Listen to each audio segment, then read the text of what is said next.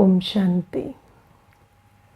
Before we begin the churning on today's Murli, there is a question about explaining yesterday's slogan. So, Baba had given a slogan yesterday, and the slogan is make humility your armor and you will constantly stay safe. So yesterday's slogan was about humility and the safety that humility gives us. So you see, Baba has given us two words, Nimit and Nirman. So Nimit means I'm an instrument, and Nirman means I'm humble. So whenever you do something in instrument consciousness, that Baba is doing it through you, and you pay respect to the culture of thank God. So Baba is to be thanked for whatever benefit you could bring to a situation or to another soul. So that keeps you very humble. So humility is the opposite of ego. I did it. And what happens is, Baba says that if you are humble, if you wear the armor of humility, you will be safe. Now, what I have seen is, most people in the world are capable of greatness. Yes, at least the ones I have come across, I have seen many people are capable of greatness. They are capable of good karma, they are capable of altruistic karma, they are capable of bringing benefit to the world. But what happens is, when they do something, they do it with ego. I am doing it, I did it. And then they expect some recognition, some gratitude for what they did.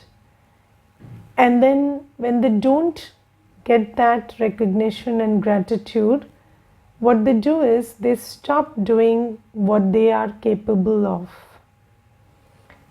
And then they lose their quality, their power to do something good. So the law says if you don't use it, you lose it. So if I have a quality of giving, of bringing some benefit into the world, of contributing in some manner, I have some skill, I have some goodness, I have some virtue, I have some value. If I have something and then I get discouraged because I'm doing it with ego, and then my ego is not being fed, so then my ego is not motivation enough for me to continue doing the same thing, then what happens is I stop doing the good work I'm capable of, and slowly my quality, that quality which I had, which was my defining quality, that dies because it is not used.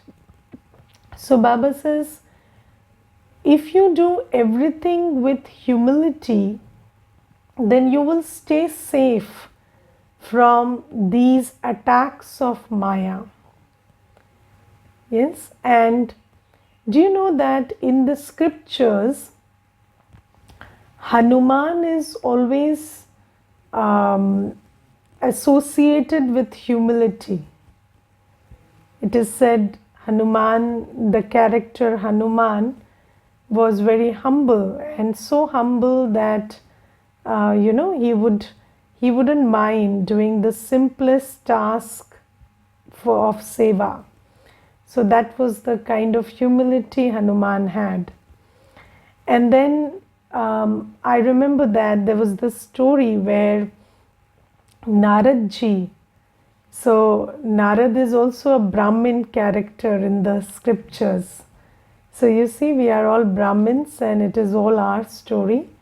So Narad ji once sees a book with Sri Narayan, and in that book he says, Bhagwan, can I see that book? So Bhagwan gives it to him, and then he turns the pages, and then he sees that this is a book containing all the devotees, all the great devotees' names who remembered Sri Narayan. And then because Narad always, day in and day out, he used to call Narayan, Narayan, Narayan, so his name was on the top. And then he turns all the pages and then he sees that there is no mention of Hanuman in the whole book.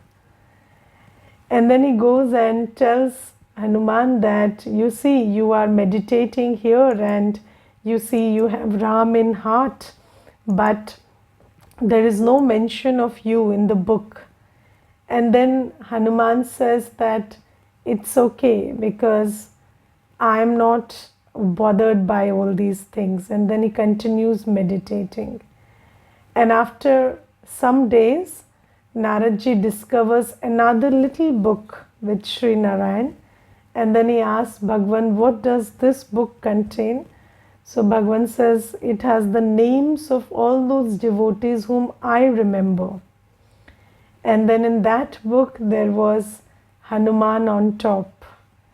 So why I tell you this story is because you see that had Hanuman been affected by his name not being in the book, he would have stopped meditating that very moment. Now the thing is, when we do anything for ego, because of our ego, then we have expectations. We have expectations of recognition, of acknowledgement, of at least somebody expressing some gratitude to me. And then what happens is Maya makes a door into that. And then our own quality is not used anymore. So I will tell you one thing. So there was this one sister, and she used to always ask, whenever she was invited to some program, she would ask me that, would you mind writing a lecture for me? So I would almost give her all the points, and then she would go and narrate it.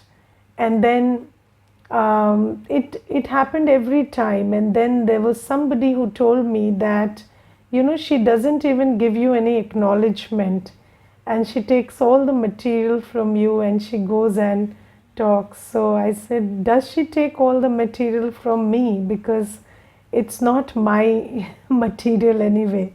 So we are all taking it from Baba. So why bother? Yes. So this is the thing. So if you don't have humility, and humility comes from knowing that you are an instrument and you are not sharing, you are not giving, whether it is knowledge, whether it is love to somebody, whether it is happiness, whether you are encouraging somebody, whether you are contributing in any manner, you are only sharing what Baba has given you.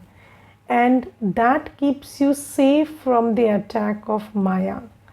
So Baba says it is very necessary that you do everything with humility. And I have seen, that even when you don't do things with humility, then the other person doesn't give you good wishes. So although they receive benefit from your action, still they don't give you good wishes. And I have also seen, even children, when I have seen parents also raising their children with ego and telling the child that I'm doing this for you and I'm doing that for you. And then, the child is also constantly thinking that when I grow up, I will also show this attitude while I take care of them in old age. So I think, when you don't do things with humility, you rub people the wrong way. And then you are, although it looks like you are benefiting somebody, because you are rubbing them the wrong way, you are accumulating a lot of karmic balance that is going to backfire later on. So Baba says that humility is your safety from your own ego, and safety from that ego stopping you from further good action, and also safety from incurring the negative vibrations, or the opposite of blessings from others. Because sometimes people do too much for others, but they do it with a lot of ego, and then they don't earn blessings. So safety from all of this is ensured when you are humble. But never forget that humility and instrument consciousness are connected. If you don't think you are an instrument, if you don't really feel that whatever you have, whether it is body, mind, wealth, whether it is time, thoughts, skills, specialities, anything that you have is Baba's gift. If you don't believe in that deeply, then there will not be humility, because there will be that sense of I am doing this and I am giving this. So this is yesterday's blessing. So the question is answered. Now in today's Murli, Baba tells us that the soul is, and Baba today tells us something very nice. So Baba says that people think that in the story of Ramayana, Ravan abducted Sita. Yes, and he took her to his kingdom. But Baba says in reality, Ravan doesn't abduct and take you elsewhere. Ravan converts this whole world into his kingdom. And then you see, it's so interesting if you think about it. If your company or your country gets taken over by somebody who is a foreigner, then your status changes. Although you are in the same place, you are doing the same thing, holding the same position, but your status has changed because it has got taken over by someone else. And yesterday you were a master in the same country, and today you are a slave. So Baba says this is how how well Ravan plays his game. So we were in Bharat, we are in Bharat, we are all the souls who continue to be in Bharat, but that same Bharat which was ruled by deities. So everything around us was working for us. Now we have become slaves in the same land, and in the same body we have become slaves. So Baba says this is what Ravan does to you. And Ravan, so you see that Ravan acts through vices and Ravan acts through Ravan Mat. So even the vices, so sometimes Baba talks about Shrimat. So what is Shrimat? It is elevated directions. Okay, and then there is Ravan Mat, which is vicious directions or directions that make you fall. And this, we are all filled with Ravan Mat these days. And we don't even understand that the opinions and directions with which we are living is actually introduced by Ravan. And Ravan enters our buddhi. So it distorts the way we look at things, or it distorts the way we think. And that is how we start doing karma, which puts us into karmic debt. So you see that people think that Ravan was a human being and then he had 10 heads and they keep burning Ravan outside, but that same Ravan is sitting inside, and then he is making you do all this karma, which is ensuring that you stay sorrowful and you stay in the state of a slave. So Baba says that, and sometimes I think that Baba is making us aware of so much which we didn't know is of so much importance. Like, I never knew that my thoughts are so important. But when I came into Gyan, I realized that thoughts become things, and thoughts are the foundation of your destiny. And then I realized that, our whole culture doesn't teach us how to think.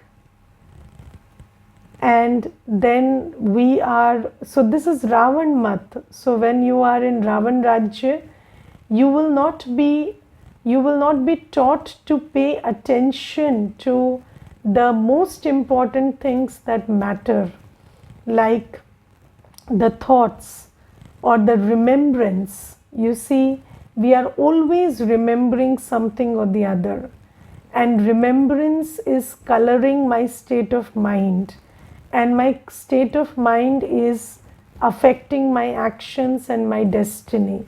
But we never knew that remembrance has to be conscious. So we never knew the importance of remembrance, and Baba directs us towards, elevated thoughts, and Baba directs us towards remembrance of Baba, conscious attention towards remembering Baba. And then beliefs, I remember that there was one person, and I told him that you are a soul, you are not a body. And then he said, how does it matter whether I believe I am a soul or I believe I am a body? But the thing is, what you believe decides how you behave. But these days we think that respect means just accepting that everybody's belief is right. But Baba says, no, there is truth and there is falsehood.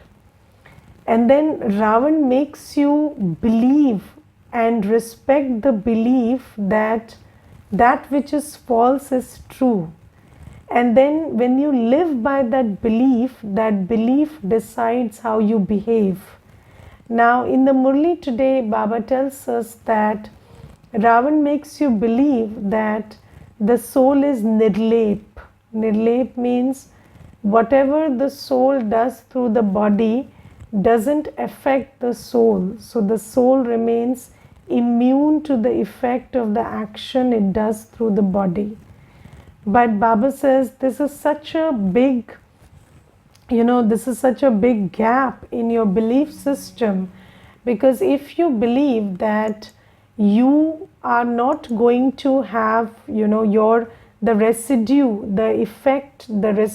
effect of your actions is not going to stay with you, the soul, then you have every incentive to do wrong karma, because then you think that I have to do whatever I do and then leave the body and then go off, and then the body gets burnt and the sin is in the body, and I, the soul, am immune to the action. So then nothing, no residue is with me.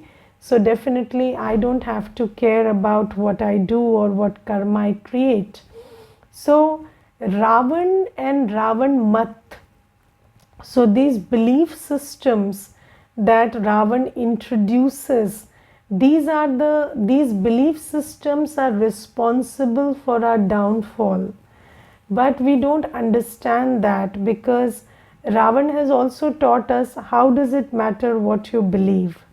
But what you believe decides how you behave. And then when we come to Baba talks about our belief about who we are, or who we belong to, or who is mine, and where do we come from, and what is our purpose, and our belief about the cyclical nature of the world, and how it is all coming to a convergence. So Baba says this is the belief system that decides how you behave. Now Baba says, because Ravan teaches you that belief is not important, and then he introduces these belief systems which are the reason for your downfall. And I will tell you one practical incident. So there was this one brother, and he came to me, and he was very corrupt. So he was engaged in a lot of financial corruption. And then I told him that, you see, that you will reap what you sow, so you should be careful. And then he said, no, the soul is immune to the effect of action. So I will leave the body, and then there is nothing that stays with me. So the body gets burnt, and I am immune to the effect of action. And then I told him that no, that is Ravan Mat. The truth is that you are not immune to the effect of action. Whatever karma you do through the body, the residue of that karma sits with you, the soul. And you see that in the Gita it is told, so in the Gita there is a whole understanding given about how you are a soul. And then it is said that because everybody in front of you is a soul, so they are anyways imperishable. So if you kill the body, it's okay. Yes, so the message given in the Gita is that if you kill the body, sab mare pade hain. So it is said that if you kill the body, it's okay, because anyways the soul is separate from the body and the soul will not die. But what the Gita doesn't tell us is that if you do something through the body and you do something to another person's body, then there is karma created in that method. So today in the Murli, Baba clarifies very well that when you, the soul, do karma through the body, then that karmic residue is incurred by you. And when something is done to your body, then you feel the sorrow of it. So we cannot use the gyan of spirituality like, I am a soul, so whatever I do through the bodies doesn't matter. And then if I hurt somebody's body, then that person is a soul, so then no karmic account is incurred there, which is precisely the logic that is given in the Gita. But Baba says no.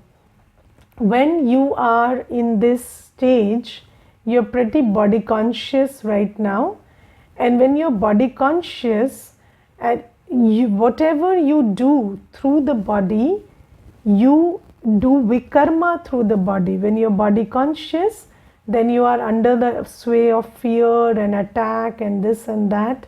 And then when you react according to those feelings, then you are creating negative karma.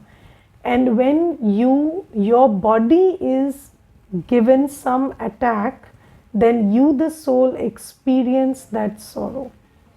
So when you are in Ravan Rajya and you are body conscious, then you have to pay attention to the fact that when a body conscious soul is in front of you and you are body conscious, then everything that's happening to the body is happening to you, and everything that you're doing to another person's body is also, happening to that soul. Now let's take one example. Let's say there is somebody who is in a very low state of mind and very body conscious, and they are very what do you say, they are very vulnerable to verbal attack. So there is somebody who is a soul, but they are very body conscious, and then they are very serious about how they look, and then they are very prone to verbal attack. If somebody makes a comment on their body, they feel bad. Now if you use the logic that that person is a soul and I talked something about the body, so that doesn't create karma, that's not okay, because that's a body conscious soul, and when you are talking about the body, that soul is getting hurt. So we have to understand that in a body conscious world, we are all getting attacked through the body, and whenever we are attacking somebody's body, or there is verbal attack, or we are doing something, saying something, then that word, that sight is affecting the other soul. And then Baba says, now your job is to free everyone from Ravan Rajya. Now one thing is understanding that the soul experiences sorrow through the body. So then in order to get a little above that influence of sorrow and not get influenced by that Maya, what you have to do is practice being bodiless. So in Ravan Rajya, we are body conscious, and because of body consciousness, we are very tied to the body, and whatever is happening to the body or whatever is done to the body is happening to the soul also. But once you understand that it is because of Maya, it is because of vices, it is because of body consciousness that you're so tied to the body, then what you can do is you can practice being bodiless, and you can also teach others to be bodiless. You can give the education to others that you're not a body, you are a soul, and make them rise above this body consciousness. And that is the seva that needs to be done at this time for oneself and for others as well.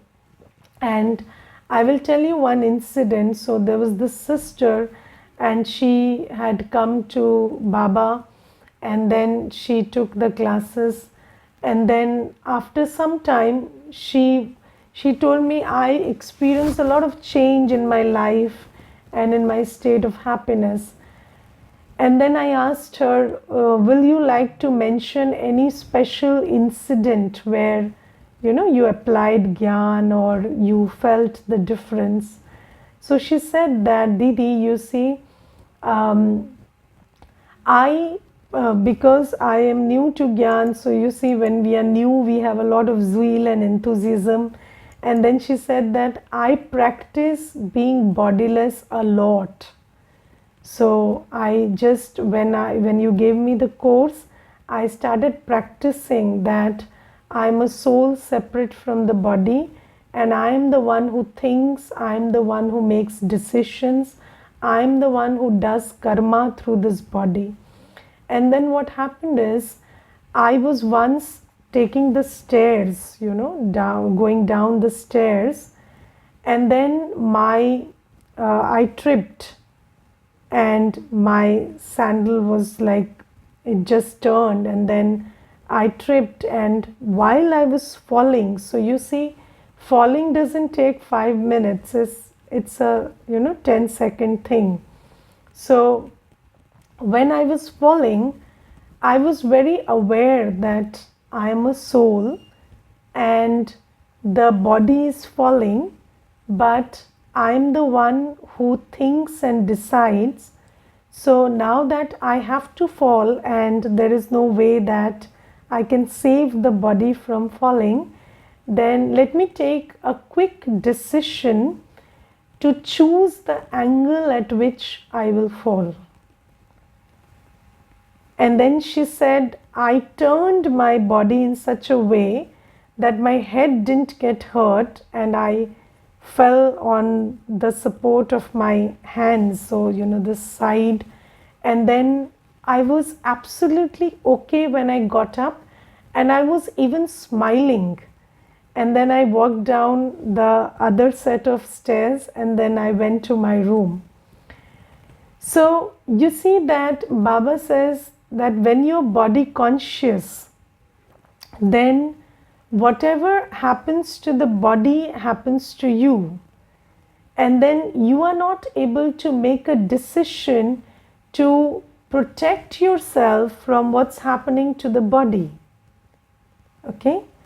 But when you practice enough to be soul conscious, this is why Baba says Maya is a reality in this world, body consciousness is a reality in this world, because every soul is under the trap of Ravan. So I told you that Ravan has converted this whole world into his Rajya. But Baba says that when I come, I liberate you from Ravan Rajya. And how do I do that? I give you Shrimat. So Ravan gave you Ravan Mat, which made you body conscious. And now I give you Shrimat. And Shrimat tells me that I, the soul, am separate from the body. I think, I decide, I do action. So I have the ability to choose independent of what is happening to the body. So even if the body is falling, I can stay immune from the fear of a fall and I can take a decision at that time. But you have to practice being soul conscious. And then Baba says, when you listen to me, and today Baba says, only listen to me. Don't listen to anybody else. Yes, but also understand. So in the first section I told you that it's very important to understand that people are body conscious. So you cannot say that a body conscious person shouldn't get affected by what I'm telling that person. So understanding that you can create paap like that, but now I'm giving you the strength to rise above your body consciousness, but don't expect that the other person would also do the same accordingly. So you can teach them, but the thing is, in the whole world, it's a different scenario. It's Ravan Mat. Everybody is body conscious. And every opinion, every lifestyle, every culture that is originating from that Ravan Mat is making you body conscious. But Baba says, I am making you soul conscious.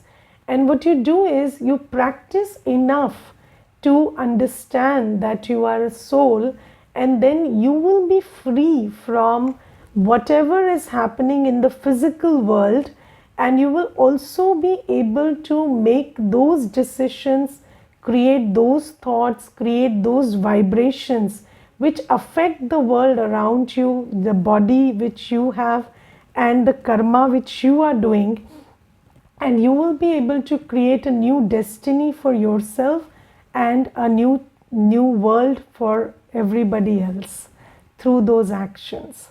So today Baba says that you must understand that you are a soul, you have a mind, you have a body, and this Shrimat, if you practice enough, then you will be free from the clutches of Ravan and the clutches of sorrow. And Baba today makes a very clear distinction that Ravan Rajya means sorrow and Ram Rajya means happiness. So when you listen to Shrimat, when you follow Shrimat, then you will be able to choose happiness, choose peace here also. And then slowly, gradually, Baba has given us the knowledge of the drama also. So it cannot happen that a peaceful world or happy world will be created today, but in the drama, soon we are going to shift to that peaceful and happy world. But until then, we have to stabilize ourselves in our spiritual religion, in our knowing of who I am and what is my true nature, and experience peace and happiness. So this is something. And then in the blessing today, Baba says that there are two kinds of fulfillment. So Baba says that one kind of fullness is external. The fullness of being full of physical things and facilities. And do you know that the first chapter of economics tells you that human wants are unlimited and human wants are unlimited and resources are limited. So if you're trying to find this kind of fullness where all your desires for material things and physical facilities is quenched, then that kind of fullness is unachievable. So because that's not what economics teaches you, human desires will always be greater than the resources available. So physical desires cannot ever be quenched. So Baba says, one kind of fullness is external, of being full of physical things and facilities, and the other is of experiencing fullness of the mind. So the other kind of fullness is fullness of the mind. Whether those whose minds are full have any physical things or facilities or not, because their minds are full, they never feel they are lacking anything. So the fullness of the mind is the real fullness. And how does that fullness come? By being man manabhav, by connecting your mind to the mind of the ocean who is ever full. So the mind experiences fullness through connection with Baba, through experiencing relationship with Baba, and this kind of a fullness is everlasting. They would constantly sing the song, I have attained everything. They would not even have a trace of any sanskars of asking for anything. And you see, there was this one brother and he had a lot of wealth. And then he came to the center and then he asked me, how can you be so happy when you have nothing? So I said, just like you can be so unhappy when you have everything. So you see that when somebody can be unhappy despite having everything, then it is self-evident that you can be happy without having any physical thing. Because when there are people who are unhappy despite having all physical facilities, then that understanding is established that happiness and fullness has got nothing to do with external attainments. So then Baba says, when you understand this law that having things around you is a separate, a separate issue, and being full inside is separate, then having things is the subject you strive for different reasons. But for fullness, what you have to do is connect your mind to the mind of the one who is ever full. And then you will have internal fullness, where you don't have any desire, when you can sing the song from your heart that I have everything that I ever needed. And then Baba says, This will finish your sanskars of a beggar. So, you will not have the sanskars of a beggar anymore. And we are going to be deities, devata, givers. So obviously we have to finish the sanskar of being a beggar before we shift to that world of givers.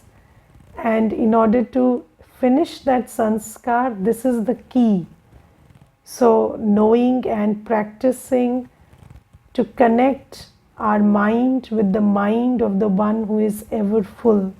This is the key to shift that sanskar of a beggar into the sanskar of a giver. So, Om Shanti.